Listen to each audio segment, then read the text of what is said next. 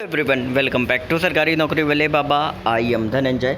ESIC MTS में Rajasthan reason से आप सभी की ज्वाइनिंग आ चुकी है। अब ऐसे में एक स्टूडेंट ने मुझसे शेयर किया है कि सर आप सभी स्टूडेंट्स के लिए एक वीडियो बना दीजिए जिससे बाकी सभी स्टूडेंट्स को कहीं ना कहीं इसका बेनिफिट मिल सके कि क्या चीज़ें आपको ध्यान रखनी है और किस तरीके से सारे प्रोफार्मों को बढ़ना है, किन ऑफिसर से आप सभी को सिग्नेचर कराने हैं। ठीक है, तो यहाँ पर मैं आपको शॉर्ट में बताऊँगा, ध्यान से आप सभी इस वीडियो को देखें और बाकी सभी स्टूडेंट्स से शेयर भी करें जो भी आपके ग्रुप्स हैं, जिससे राजस्थान कैडर के जितने भी स्टूडेंट हैं जिन्होंने जो सेलेक्ट हुए हैं इस एमटीएस में उनको पता चल सके। ठीक है, तो यहाँ पे बेसिक चीज़ें मैं आपको बता दे रहा हूँ कि भैया आपको ज्वाइनिंग के लिए कोई भी टीए नहीं मिलेगा और ज्वाइन करने के बाद आपको अपना जो भी रहने का इंतजाम वो आपको खुद करना होगा जब तक ईएसआईसी की तरफ से आपको कोई भी क्वार्टर वगैरह अलॉट नहीं किया जाता है। अब इसके बाद फटाफट से आ जाते हैं जो कि हमारा नेक्स्ट पेज है।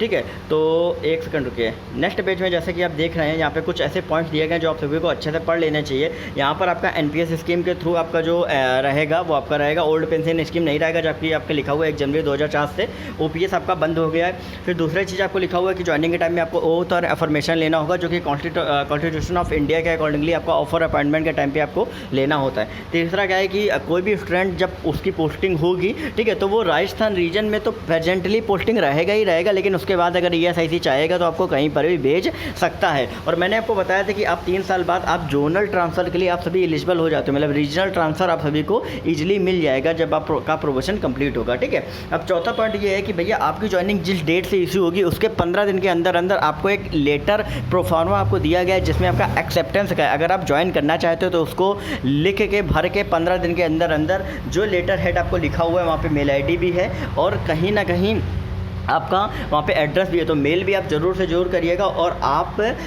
उसको बाई पोस्ट भी भेज दीजिएगा जिससे आपका कंफर्मेशन क्लियर हो जाए कि आप ज्वाइन करना चाहते हो। अगर आप 15 दिन के अंदर अंदर नहीं आता है तो आपको 1 वीक का टाइम और दिया जाएगा, उसके बाद आपका कैंडिडेचर कैंसिल हो जाएगा। तो विलिंगनेस के लिए आप ज़रूर से ज़रूर भेजें। तीसरा पॉइंट बहुत ज़्यादा इंपॉर्टेंट है आप सभी के लिए।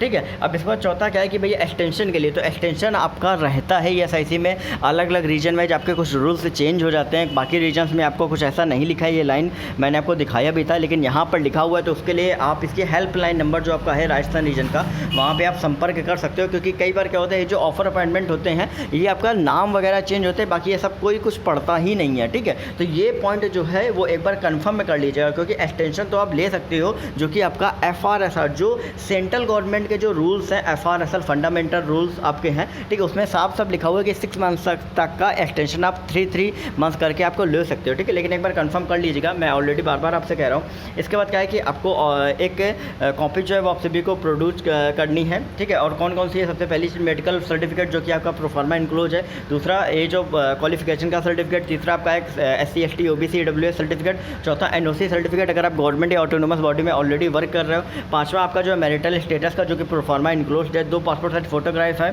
फिर एक बात क्या है कि यहाँ पर जो लिखा हुआ है कि भैया 3 कॉपी जो है वो आपका करेक्टर और एंसीडेंस मतलब आपका जो डोमिसाइल वगैरह है। ठीक है, उनकी 3 कॉपियों की अलग अलग सेट आप सभी को बनाने लाने हैं और 2 फोटोग्राफ आप सभी को लानी है। तो इतनी सारी चीज़ें जो हैं वो आप सभी को लानी है। ठीक है, अब इसके बाद देख लेते हैं कि नेक्स्ट जो आपका आया हुआ है वो आपका क्या है। तो ये एक लेटर आपका आया हुआ है, उसमें साफ ये ईएसआईसी की तरफ से जो आपका डायरेक्ट किया गया है चिकित्सा अधीक्षक को।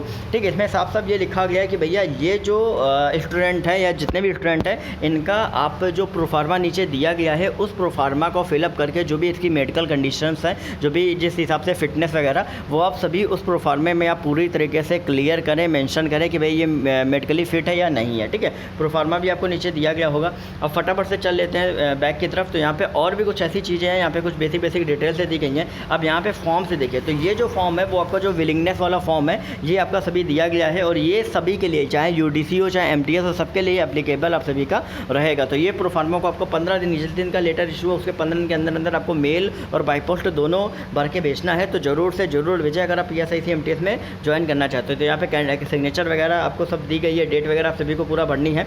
इसके बाद जो हमारा है, इसके बाद हमारा डिक्लेरेशन का है। डिक्लेरेशन ये है कि मैरिटल सर्टिफिकेट जो कि आपका पॉइंट 4 में लिखा हुआ था जो कि पैरा नंबर 7 में आपका था।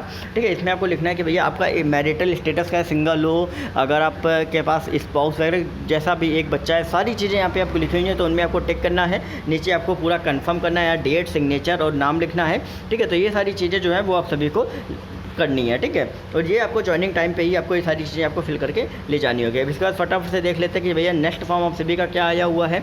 तो नेक्स्ट फॉर्म जो आपका आया हुआ है वो आपका एलिजिबिलिटी से रिलेटेड आया हुआ है कि भैया आप जो है सिटीजन ऑफ इंडिया हो या कहीं से आप पलायन करके आए हुए, तो यहाँ पे पूरा आपको फिल करना है। जैसे आप अगर आप पहला पॉइंट में अगर आप कहीं ना कहीं से आए हुए हो तो वो फिल करना है, नहीं तो अगर आप स्टार्टिंग से ही आप यहीं पे ही हो तो इस तरीके से आपको फिल करना है। ये आपको सिग्नेचर और लेटर नेम आपको नीचे लिखना है, डेट यहाँ पे लिखनी है। फिर इसके बाद आपका करेक्टर का सर्टिफिकेट है। तो करेक्टर सर्टिफिकेट आप सभी सोच रहे हो कि 2 प्रोफार्मा क्यों दिए गए हैं, तो दोनों प्रोफार्मा जो है वो आपको गेस्टेड ऑफिसर से ही आपको सर्टिफाई कराने हैं, ठीक है। अब कई बार क्या होता है, अगर आपके पास 2 अलग अलग है तो वो करा लीजिएगा, नहीं तो सिंगल भी आप चाहो तो एक ही ऑफिसर से दोनों अटेस्ट करा सकते हो। लेकिन इनकी जो कॉपी होगी वो लगभग 3 कॉपी जो होगी वो आपकी सबमिट होगी, ठीक है। तो इस तरीके से आपका जो भी इनक्लोजर आया हुआ है वो मैंने ऑलरेडी समझा दिया है, ठीक है। अब यहाँ पे क्या करना है, आपको अपना नाम लिखना है, फिर सन ऑफ ये आपको ये लिखना है, ठीक है, फॉर द लास्ट। तो यहाँ पे गेस्टेड ऑफिसर जो होगा वो भरेगा भैया 1 साल 2 साल 3 साल या 5 महीने, इस तरीके से लिखेगा कि भाई इतने महीने से मैं जानता हूँ। और ये जो है ये पूरी तरीके से रिलेटेड नहीं है। जैसे कई लोग क्या होते हैं कि अपने खुद के सगे भाई या बुआ के उससे अगर आप करा ले, बुआ का लड़का है तो उससे करा लेते हैं, तो वो ये पूरी तरीके से क्लियर लिखना होता है कि उसका वो मेरा बिल्कुल भी रिलेशन नहीं है किसी भी तरीके का। तो वो पूरा यहाँ पे सर्टिफाई वगैरह होगा। तो ये चीज़ें लेके आपको ESIC MTS के DV में सारी चीज़ें ले जानी है। लेकिन एक्सेप्टेंस का लेटर जो है वो आप ज़रूर से ज़रूर मेल में भेजें,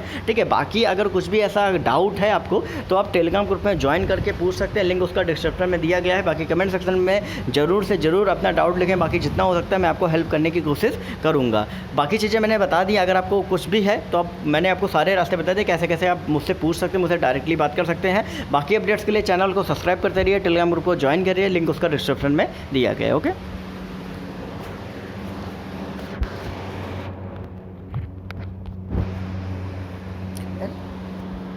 जग गए आप तो?